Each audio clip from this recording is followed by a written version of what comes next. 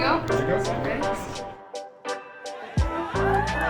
Hey, we got the Godfather. Got the Godfather in. The Godfather. Yeah. These are my kids. Look at them.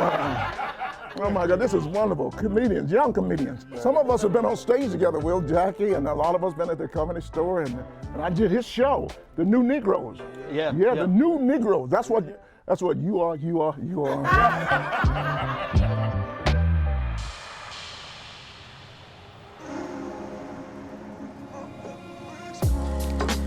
George Wallace is one of the few comedians that everyone respects.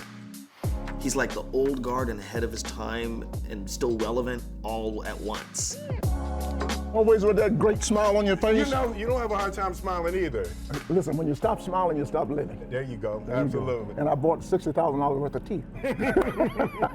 So you got to show them. It's a pleasure, man. Well, thank you so much, man. I haven't seen you in a minute. I guess in the 90s, we did something very popular, you know.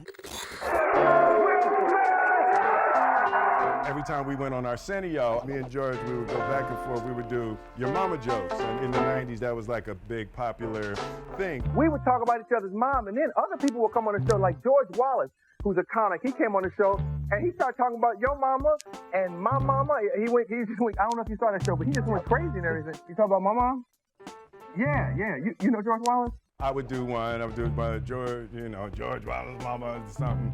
And then he would go on to do about mine. We would go back and forth. Let me see that clip if you got any of George's. I know real mama. Real mama lips are so big, when you put on lipstick, you use a paint roller. I don't know who went first. I was the way you talked about my mama. I said something like George Wallace's mom is so fat. George Wallace, mom so fat. Oh, but no, she got to iron her pants in the driveway. Oh my God, that was on, and that went on for like 6-7 months. And so one day I'm doing the show, Will Smith's mama is so stupid. She's walking by the YMCA. She said, "Look, baby, somebody spelled Macy's wrong." And he was in the audience, he go. And I was like, "Hey, George, it's my mom right here. Meet my mom." Oh my God. He was like, oh. Oh, that's fantastic. But she loves you, man. She comes to see you all the time. All the time. She's a good friend of mine. And one day we're going to let you know that I'm your real daddy.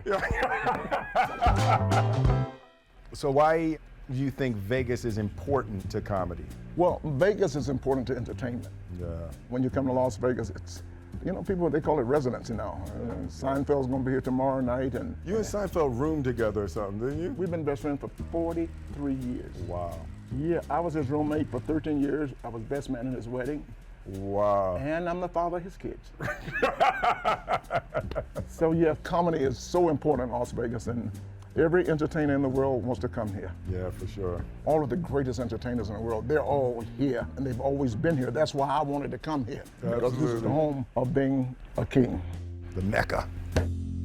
Laughter brings everybody together, and that's what's good. And you guys know you're in the business, you're young, and some of you know this right now. It's just about 60% BS and 40% talent, and it doesn't matter who you are, how old you get, the BS is still gonna come. Because you just can't sit around and say, I wanna do it, because there's some trouble along the way. You gotta sleep with it, you gotta eat it, you gotta drink it, you gotta wake up at 3 o'clock in the morning, write that stuff down on the paper, whatever, all kind of notes. He has this voice and this way of doing comedy that is so silly. There's a joyousness and a delight to what he does and how he does it. And I think that he's like something to aspire to be like, your own unique self. That's what George Wallace represents.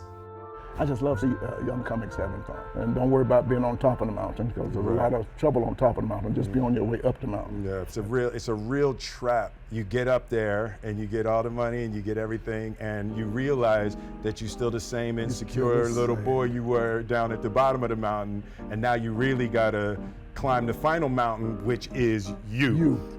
You know? As long as you realize that now, you realize that. Yeah. But how many people do we know our age, your age, still don't realize that? Still having problems, still getting into trouble, doing crazy things. Yeah. And you've done a good job of staying out of trouble. That's good. Yeah. And you're crazy. How about this though?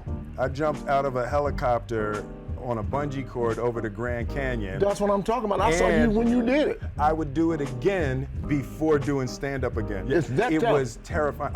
When I'm on stage, usually a world-class director of some kind is standing there. My words are written, I get 10 shots at it. Like that free form up on the stage, just a microphone, was the scariest thing I've done in the last 10 years. Well, thank which is a you. part of why I wanted to do this. Thank you for respecting our work. Absolutely. That's amazing. Yes. You would jump out of a helicopter again? Again, before trying to put together another stand-up routine. I'll tell you what you do. When you jump out of a helicopter, I'll push off the I love to do that. I love comedy. I believe in the power of laughter to heal. Yes, it's got to be in you. You can't want to be a comedian, you got to be. That's what I got to do. It's a great life if you want to do it, but it's hard work. Very hard. I'm gonna keep acting. You keep acting.